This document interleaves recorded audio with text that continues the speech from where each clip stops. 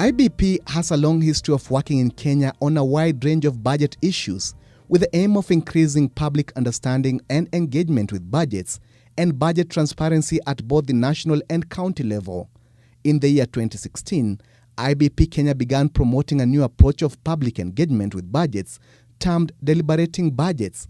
In May 2017, through public deliberation forums in Mombasa, Isiolo and Nakuru counties, IBP Kenya sought to transform how public participation is conducted in the budget-making process. These 3 forums provided an opportunity to appreciate how different audiences understand and engage in discussions about the budget and their influences on decision-making.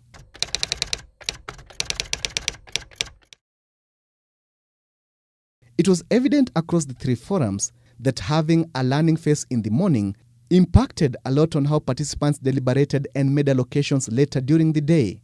Participants who did not know much at the beginning about sectors learned enough in the morning to be able to carry on a spirited debate in the afternoon.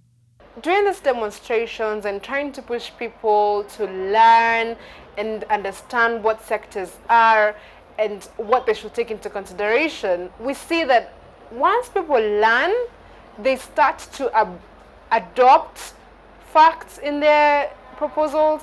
They start to adopt real issues that are faced by the sectors, as opposed to just, I would say, jumping on the newest thing in town. When people are empowered, when people learn about something, then they're able to synthesize to some extent and say, this is why I think we should do something, because I have now learned, for example, the health sector is not a function in the national government as it usually was, and actually giving it 4% or 3.6% is not that bad. Jambo moja la muhimu sana lazima tuelewe leo ni kwamba bajeti ya serikali kuu haina pesa za serikali za kaunti. Wakati tunafanya ugavi wa pesa, serikali kuu inapatiwa kiwango chake, serikali za kaunti zinafanya nini? Wanapatiwa kiwango chake. Kila mtu anaenda anatengeneza bajeti yake kivyake. Katika hii budget ambayo tunaangalia hii ya nationally, ni zile pesa ambazo national government ilipatiwa kiwango chake. Sawa sawa. Kaunti nazo zinapata sehemu yao, wanaenda wanatengeneza bajeti zao. Lakini zile bajeti ambazo wanatengeneza zinalingana na yale majukumu ambayo katiba ilizipatia. Function moja ambayo imekuwa devolved sana na mumeona baada ya mgomo wa madaktari ni health. Kwa hivyo wakati tunaangalia hii health hapa, haina zile hela ambazo county zinatumia katika majukumu ya afya. Hii kitu hata haina haja kuongeza. Hakuna haja kuongeza uria. Hii kitu haina nini, haina. Why? What are the reasons? Proper infrastructure should be put county referral. It's not the county. It does not deal with the county. So this is national. So this is national. This only for the referrals, hospitals, training institute, the Kenyatta hospitals. This money, this percentage is too big. Weka 10. Kama namna hiyo weka. Kwa sababu employment ya hizi zingine ziko at county level. Okay, for proper improvement of institutions of learning, like the KMTCs. Health learning institutions. Yeah, health learning institutions.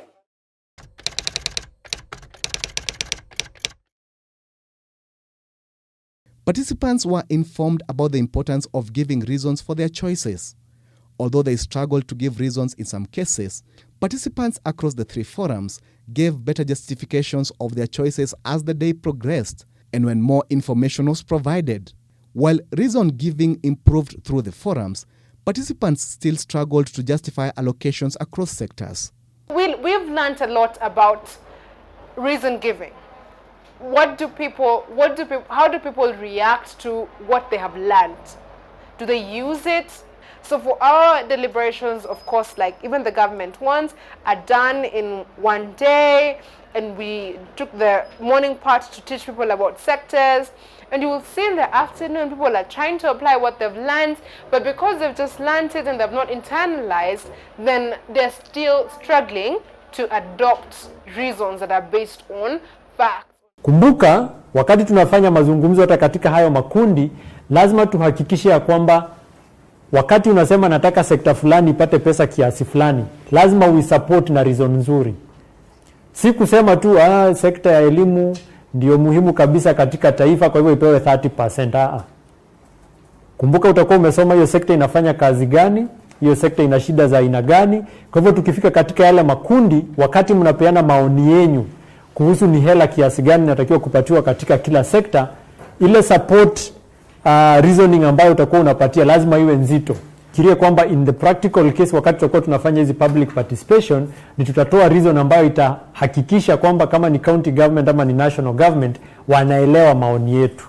Lakini hawa maoni yetu ndio tunataka kuhakikisha kwamba yamekuwa informed na ile information ambayo mtapata katika hizi file, na at the same time yatakuwa informed na yale maoni ambayo yatatoka kwa wale watu ambao tutakuwa tuna discuss nao katika makundi. The next sector is education. How much do you allocate to this sector and why? As far as education is concerned, I may feel that an addition, according to the government proposal here, we need an addition for education sector. One, education sector has been with a lot of demonstration of teachers, enough salaries, the bursaries for our children. So this sector is a key sector when it comes to our common money. It should be allocated 25%. 25%. Mine is also increasing from 20 to 25. Because we are talking of large classes that are unmanageable, which needs more teachers. Not forgetting that our population is growing. And so every year, if there is a sector that we will need a lot of money, is education. Because we are getting more children every year that are being added. Still, we have more schools that are being built. If we take all these things into consideration, they cannot be sustained by the same amount of allocated money. Okay. So what do we go with and how do we decide this? We have 25, we have 20, we have 23. 20. What do we go with? 20. Someone is saying mid grade. 20. You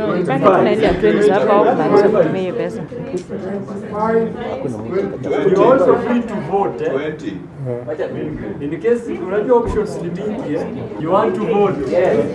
Okay. 20. 20. Hawa ni wangapi? 1, 2, 3, 4, 5, 6, that's 12. Haya, 25. 25. 1, 2, 3, 4, 5, 6, 13, 23. None. Silver, that's 2, 4, 3.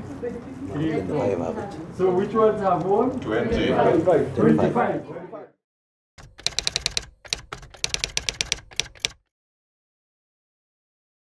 Participants worked in both plenary and small groups during both the learning and deliberative phases. While the use of small groups did help people to participate in the discussions, it did not always work as expected. In some small groups, a few participants tended to be dominant in the discussion at the expense of the rest. Education. Ilikuwa imepewa ngapi?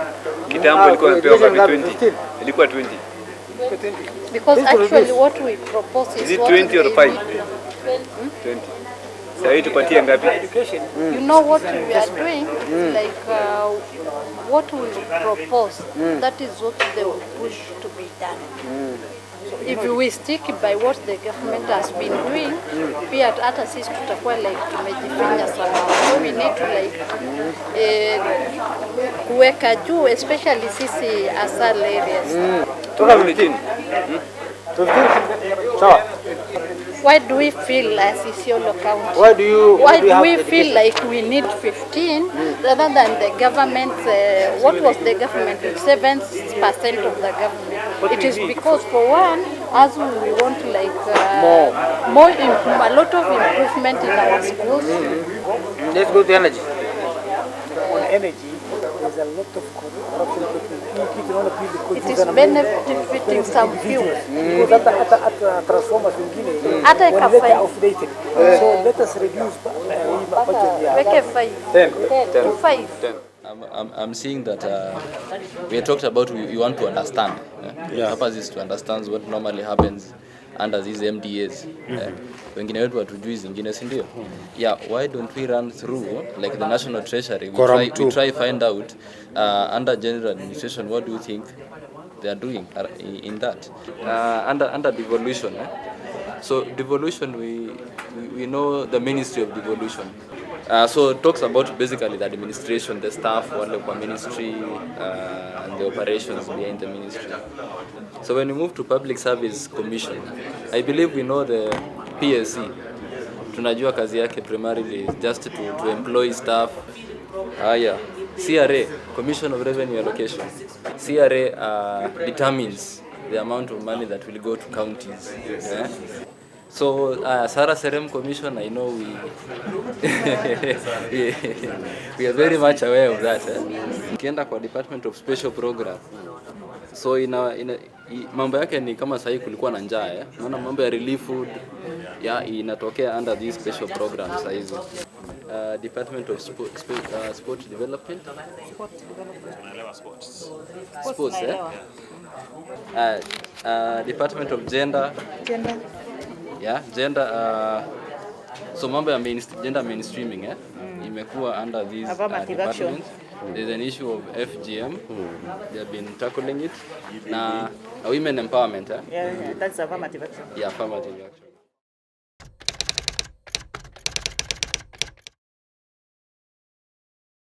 In all of the forums, participants were asked to deliberate on mechanisms they wanted to use to make decisions on allocations.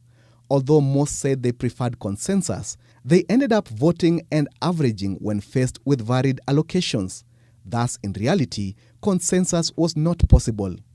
Kitu muhimu yenye lazima tukumbuke ni at this hizi tofauti mnaona hapa ni kitu ya kawaida. Okay? Anytime you have public participation, people will have different views. The question is, how do you arrive at the final decision? Tutafanya consensus. Consensus ni ile kuelewana. Election ni ile mnasema tunaangalia education, tunaona kuna tofauti, wangapi wanasema 25, watu wanainua mkono. Wangapi wanasema 20, watu wanainua mikono. Ile mingi inashinda, hiyo ni election. Ya tatu kuna zingine hata mathematics, watu wanasema tufanye average. Hatuelewani hapa, haya basi fanya average hapa mwisho. Hiyo ndio tumesikizana ni hiyo. So how do we make this decision? I'm leaving this to you. It's not up to me. It's for you to agree. Let's go one by one. Let's say education.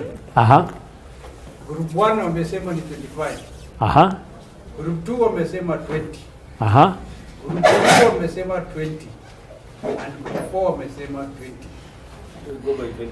If we go by the average, because that is 85. 85 divided by 4 is about 21. So like 21 now. So wewe unasema iende mathematical. Mathematical.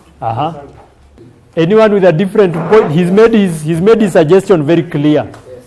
Kaubia. I'm saying where the figures are close, we can do mathematics. Okay. But where there is a big disagreement, a big difference, we can discuss to see why these people are saying this and why these ones are saying. I like that. Do you agree with that?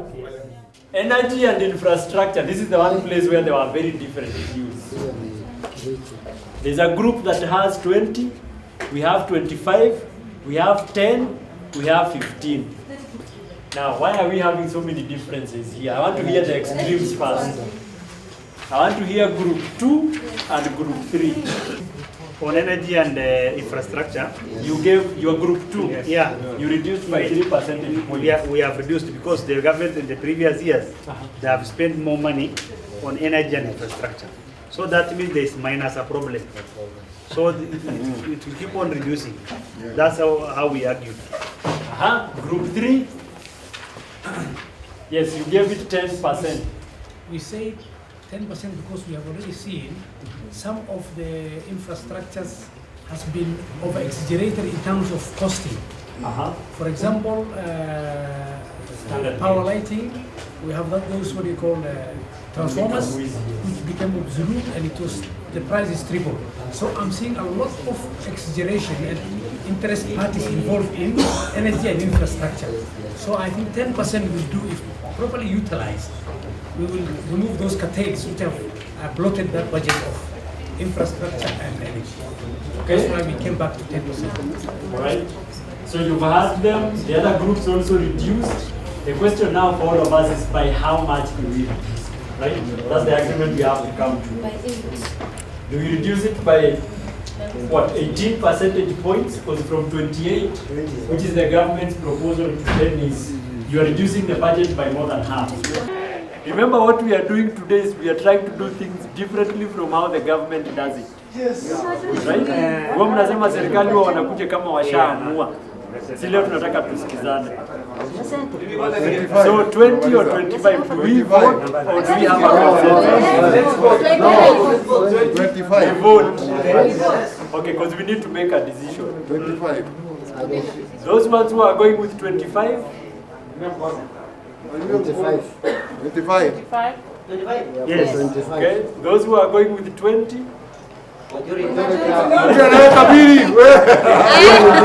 is Okay. All right. So we'll put a 20, but remember, keep watching here. Yeah. Yes, no problem.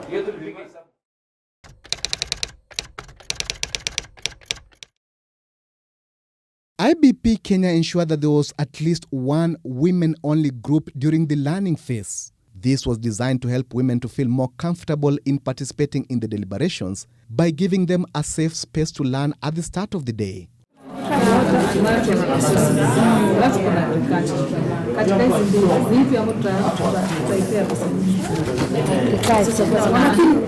Hatuwezi setwa hiyo decision kabla tujasoma.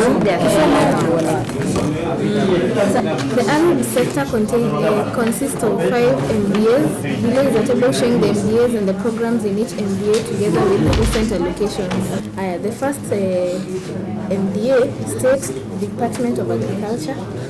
Iko na General Administration and Planning and Support Services, Crop Development and Management, Agribusiness and Information Management.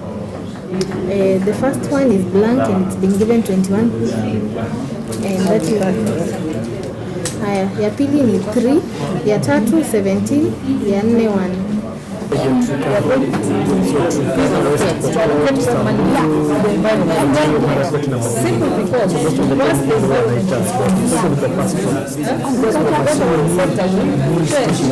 Improving environment, improving agriculture.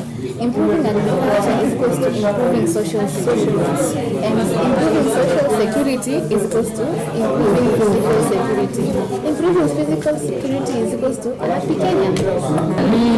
Chengine, environment ikiwa nzuri, agriculture sitaenda juu, na hivi hatutakuwa na kuimport vitu vingi mambo ya debt. Itapungua debt itapungua. Tuanze na health ni that. The health sector consists of the Ministry of Health and several semi-autonomous agencies. NHIF is under health sector. How does it work? Because I understand NHIF si huwa tunalipa. NHIF cover, lately it was advanced. If you've been there, so it was lately advanced. In such a case that now it covers, even for surgeries, it does cover for surgeries, of which in the past it never used to cover. So it's of help. My question is, why is it under the health sector and yet it is the individual contributing to this scheme? That is what is surprising me. One, tuandike basi kwa card. What about NHIF? National Referral and Specialized Services. What is their objective? To improve provision of quality specialized healthcare services. na ikapata 24 billion. That is 39% of the sector budget in this current financial year. This is a bunch of money. Hii pesa ni mingi. What do we say about it? Do we know this is specialized healthcare services? Tunataka kujua those hospitals that is taking almost 40% of the sector budget ni services gani wana offer, si ndio? Then what are the procedure, tuseme a mother in Isiolo, ni procedure gani ndio atatumia ndio afikia hapo na apate that government services? Somebody can take us through the first, the agricultural and rural nini. Na hiyo nyingine environment.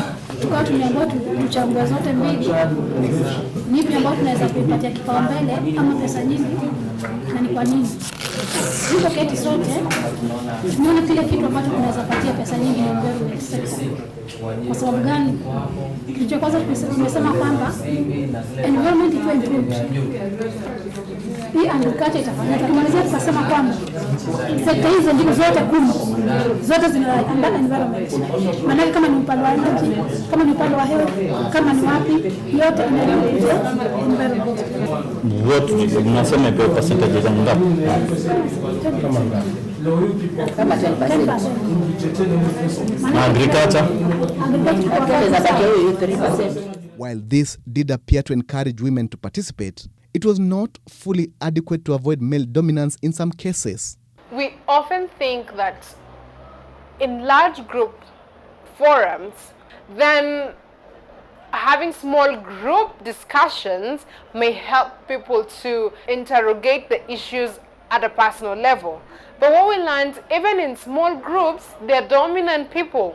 And that is a risk that is there even in small groups. So that's one thing we've learned, that small groups is not exactly a solution to the problem, but it could help certain individuals have a platform to give their opinion, but they can do so if we're also careful about these dominant persons and finding a solution or requesting that they give other people an opportunity to speak. And when we put people in small groups to discuss these things, whether you're using whatever parameter, whether it's women or whether it's people from a certain geographical area, we have also to put measures to ensure that the dominant participants don't take over the deliberations. Where women were vocal during deliberations, they may have been vocal even without the women-only group at the start. It was observed that more needed to be done to encourage female engagement. It is true that some participants come in knowing more than others, and that could be a good way to educate others, okay? Though this also must be checked, because some people, once they are, for example, working in a certain sector, they imagine they know everything in that sector, but some things they may say are not true. While we may give opportunity for expertise to be displayed at any forum, then we have also to be careful that whatever is being shared is true, whatever is being shared can be supported by evidence. Having knowledge on a certain sector, it can be used in a public participation forum.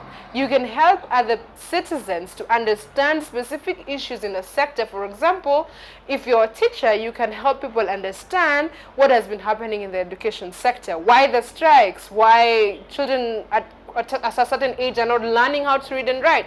So expertise can be used in a deliberative forum, but only if we are aware of the risk that comes with that, so that we don't have certain dominant personalities taking over the deliberative forum, and even in some cases misleading others. IBP Kenya. Open budgets transform lives.